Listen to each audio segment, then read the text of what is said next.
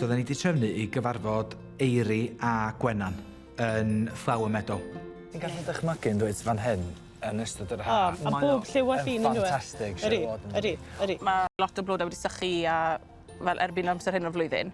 So mae lleic yn licio bethau fel la. So, atgoffwch chi yn, blodau. Dwi'n gwybod bod ni eisiau buttonholes. Be arall yn eisiau? Y bouquet. I lleicu. Lluchio ar morynion. Dyna hi. Hi, Sarah.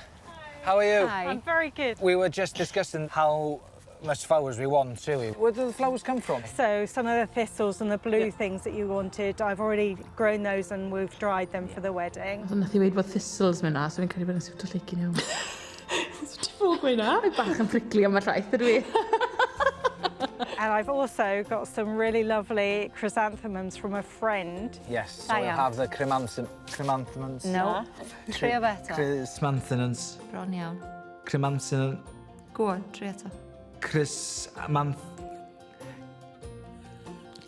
Chrysanthemums. Yes. Chrysanthemums. Chrysanthemums. Close. I fi, meddwl jyst oedd bod chdi wedi llechio llythrenau at ei gilydd a di mynd, reit, dyna fo, chrysanthemums.